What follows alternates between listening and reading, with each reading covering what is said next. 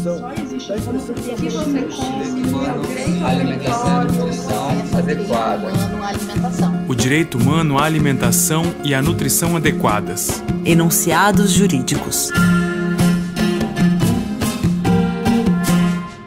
Seja bem-vinda e seja bem-vindo ao 7º episódio do podcast O Direito Humano à Alimentação e à Nutrição Adequadas, Enunciados Jurídicos. Neste episódio, o DANA e a agroecologia. E nele iremos ouvir Nayara Bittencourt, advogada da Terra de Direitos e integrante permanente da campanha nacional contra os agrotóxicos e pela vida. Existem hoje, autorizados no Brasil, 3.325 produtos de agrotóxicos que são atualmente comercializados no país. E nesses últimos anos, de fato, houve um aumento exponencial no número de produtos liberados. Então, por exemplo, só o governo Bolsonaro já autorizou e aprovou 1.259 novos produtos agrotóxicos, e além disso a gente também percebe desde 2008, mas que tem se acirrado nos últimos anos, um aumento no volume de agrotóxico consumido, caracterizando a marca no país desde 2008 que nós sejamos o país que mais consome agrotóxicos no mundo. Gladstone Leonel,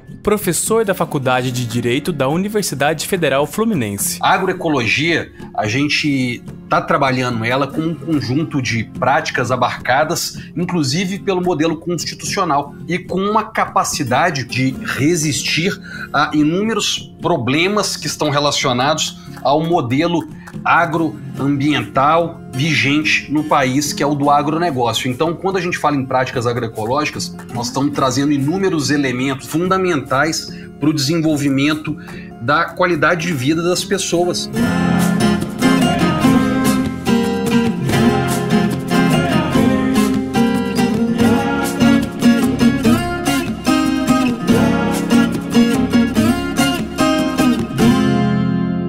Neste episódio, seguimos com a leitura dos enunciados jurídicos e seus casos emblemáticos, segundo elaborado na publicação O Direito Humano à Alimentação e à Nutrição Adequadas, Enunciados Jurídicos. Lembrando que os enunciados aqui debatidos são teses jurídicas elaboradas por advogadas e advogados que atuam na defesa de povos indígenas, comunidades quilombolas e movimentos camponeses, com a finalidade de fixar as diretrizes sobre o direito humano à alimentação e nutrição adequadas perante o sistema de justiça. E relacionando DANA à agroecologia, teremos 3 enunciados. Enunciado jurídico. As práticas agroecológicas são as mais compatíveis com os elementos do direito humano à alimentação e à nutrição adequada. Portanto, às políticas de promoção da agroecologia deve ser aplicado o mesmo regime, princípios e obrigações, que marca esse direito fundamental. Em contexto de agravamento do aquecimento global, aumento da fome e do excesso de peso, o apoio à agroecologia não é uma escolha, mas sim uma obrigação que recai sobre o Estado brasileiro. Gladstone Leonel comenta esse enunciado. Por que a agroecologia não é uma escolha, e sim uma obrigação do Estado brasileiro? Falar em agroecologia é falar, por exemplo, em alimento saudável, uma possibilidade de alimentar as pessoas sem a utilização de agrotóxicos, sem a utilização de alimentos transgênicos. Além disso, a gente está falando também de alimento barato, porque vai ser um alimento, em regra, voltado para o mercado interno, um alimento que vai garantir a soberania alimentar propriamente dita. Além disso, estamos falando de um alimento que é produzido com respeito ao trabalhador,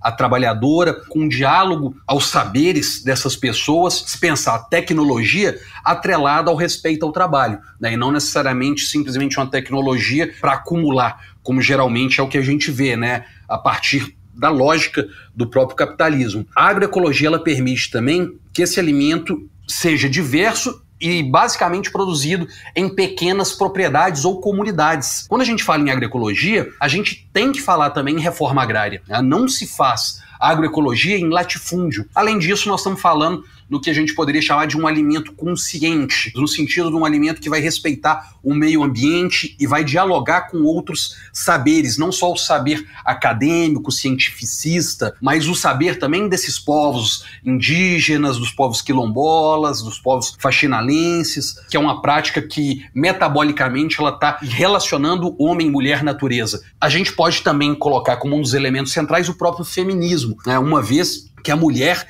ela tem um papel preponderante e de vanguarda também, né, dentre as bandeiras da agroecologia. Parece haver, então, uma forte dimensão política na escolha da agroecologia como modo de produção. No sentido de considerá-la muito mais do que um mero apanhado de técnicas agroambientais, técnicas agrícolas, mas, de fato, um espaço, uma janela que disputa poder dentro da sociedade, justamente por essa sua capacidade de agregar essas linhas que vêm sendo muito faladas no constitucionalismo ecológico latino-americano, aí, justamente relacionando a possibilidade de desenvolvimento com respeito ao meio ambiente, com respeito ao próprio ser humano.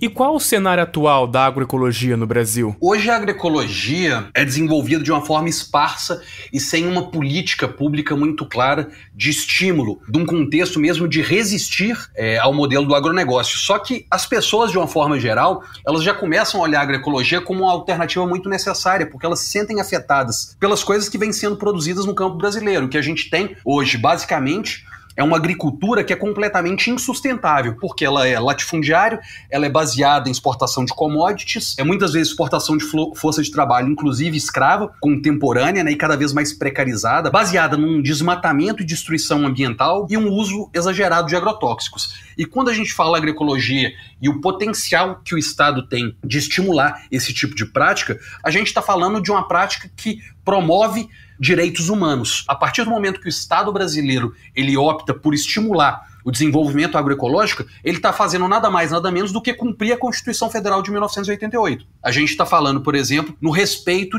ao direito humano à alimentação adequada, que, inclusive, foi transformado em emenda constitucional em 2010, que é a Emenda Constitucional 64 de 2010. A Emenda Constitucional número 64 de 2010 altera o artigo 6º da Constituição Federal para introduzir a alimentação como direito social.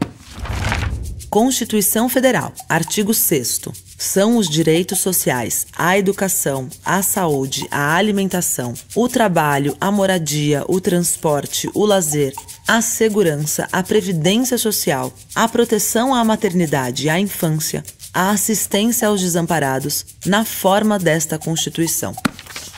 Hoje, o que a gente tem é uma falha metabólica que coloca o desenvolvimento do agronegócio e do capitalismo a partir do agronegócio chocando diretamente com a agroecologia. Justamente porque a agroecologia reconecta o ser humano à natureza, o campo, a cidade, diferentemente do capitalismo que afasta o homem, a mulher, né, do campo. Enunciado jurídico.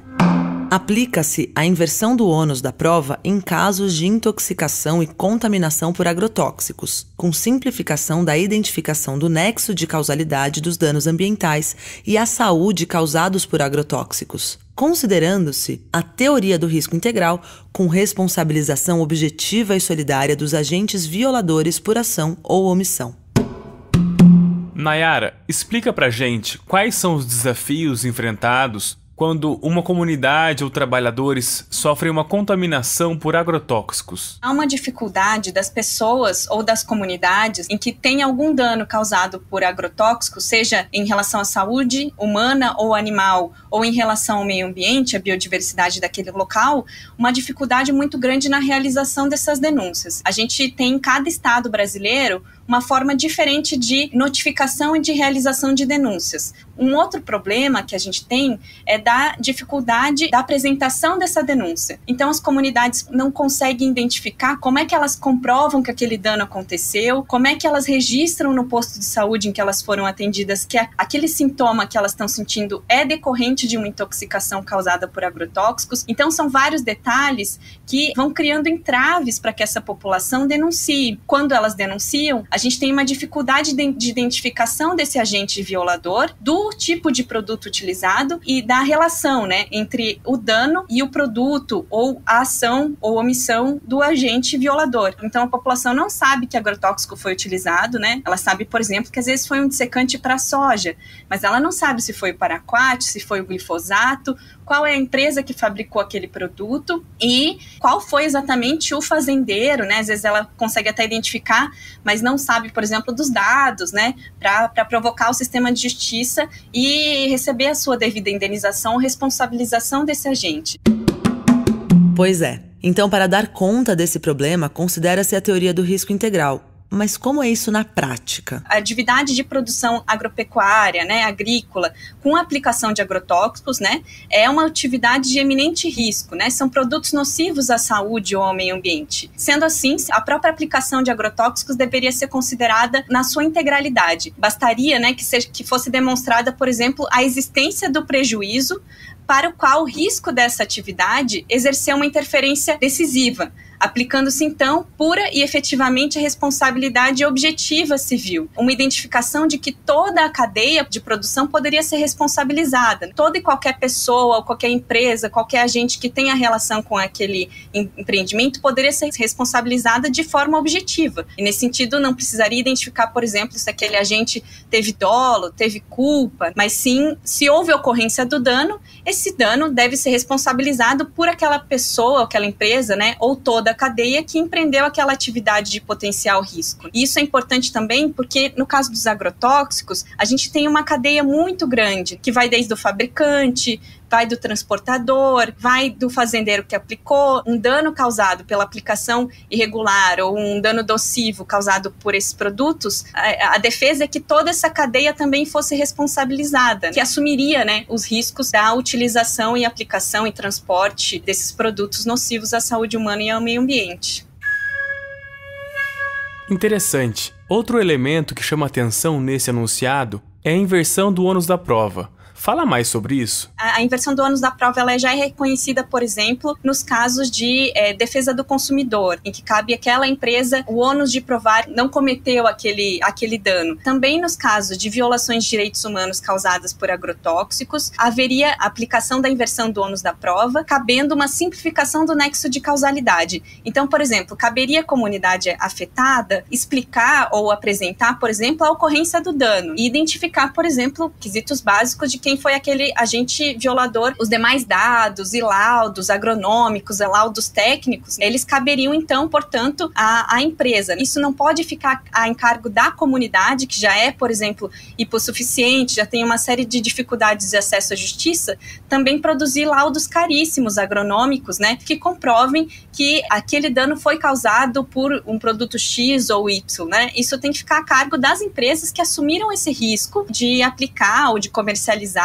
de transportar esses produtos danosos. Então, o que se defende aqui é uma simplificação desse nexo de causalidade e inversão do ônus da prova, no sentido em que as comunidades têm que apresentar elementos básicos, por exemplo, uma foto, um vídeo, né, algo que seja acessível a essas comunidades para a realização de uma denúncia. Não podem ser onerados uma vez mais, além de ser onerados com o próprio dano ocorrido pela aplicação desses produtos, também terem que produzir provas muito caras, né, para acessar o sistema de justiça e responsabilizar aqueles agentes violadores. Caso emblemático.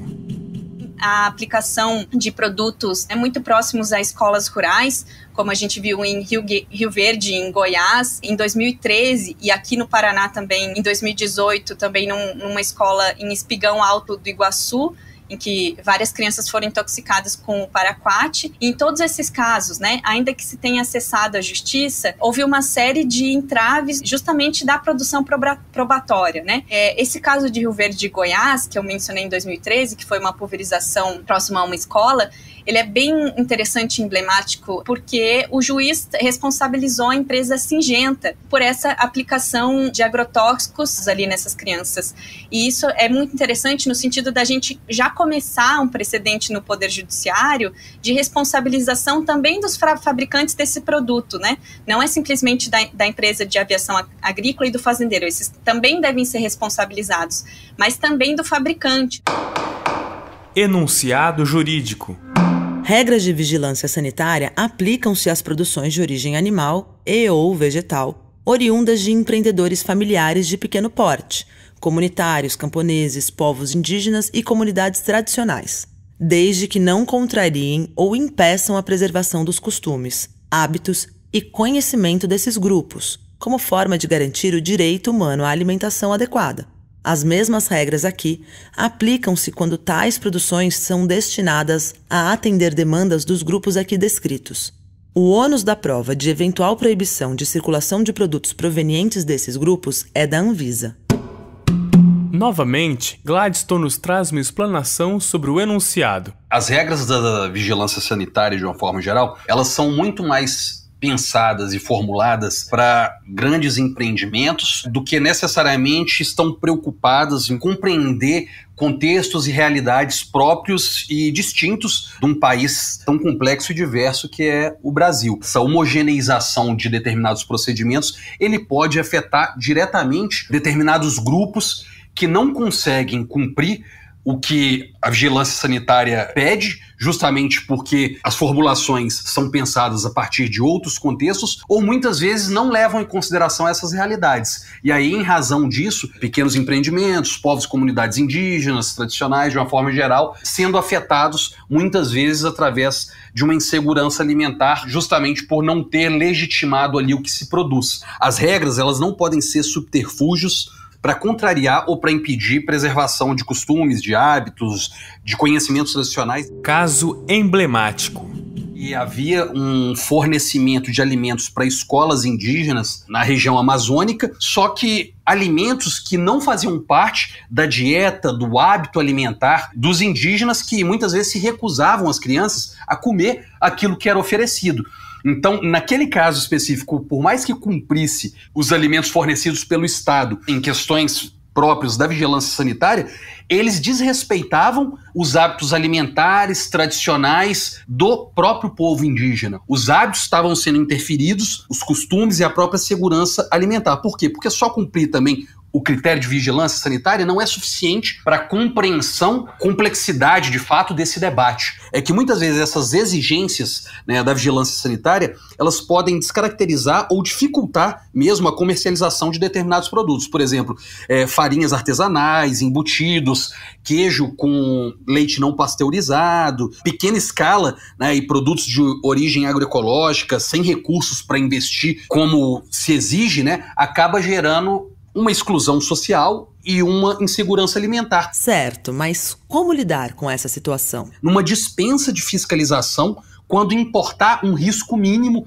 às pessoas e comunidades, da mesma forma que já há essa dispensa, né, no autoconsumo. Então me parece, né, que o marco jurídico próprio para produtos de pequenos empreendimentos, povos indígenas, comunidades tradicionais, etc., eles devem ser garantidos com segurança alimentar para todos. E aí vai depender que esse marco jurídico observe a importância em se garantir o alimento sadio, atrelado ao respeito à produção e hábitos alimentares dessas comunidades e desses povos. A inversão do ônus da prova, né, no caso, a Anvisa devendo provar o descumprimento dessas regras e não necessariamente esses povos e comunidades terem que provar que estão cumprindo o que a própria vigilância sanitária exige. E garantir uma maior estabilidade, uma maior tranquilidade para que essas pessoas consigam produzir, não só para a sua subsistência, mas para a sua sobrevivência e comercialização de uma forma geral, garantir o próprio direito ao trabalho, uma vez que elas não vão ser impelidas pelo Estado simplesmente a deixarem de produzir algo que muitas vezes elas já produzem há várias gerações. Ó donos do agrobis, ó reis do agronegócio, ó produtores de alimento com veneno, vocês que aumentam todo ano sua posse e que poluem cada palmo de terreno e que possuem cada qual um latifúndio e que destratam e destroem o ambiente, de cada mente de vocês olhei no fundo e vi o quanto cada um no fundo mente. E vocês desterram povaréus ao léu que erram e não empregam tanta gente como pregam. Vocês não matam nem a fome que há na terra, nem alimentam tanto a gente como alegam. É o pequeno produtor que nos provê. Trecho da letra de Reis do Agronegócio, de Carlos Reno. Este foi o 7º episódio do podcast O Direito Humano à Alimentação e à Nutrição Adequadas, Enunciados Jurídicos, uma realização da FIAM Brasil com a parceria do Direito Achado na Rua e produção da Caburé Filmes e Estúdio Pongá. Coordenação geral, Valéria Buriti e Antônio Escrivão Filho. Roteiro, direção e montagem de Marco Escrivão. Locução, João Vitor Coura e Priscila Schmidt. Desenho de som e mixagem, João Victor Coura. Gravações, Alexandre Scarpelli e João Vitor Coura. Nesse episódio ouvimos Nayara Bittencourt e Gladstone Leonel. No próximo episódio, o DANA, Territórios e o Cadastro Ambiental Rural. Até lá!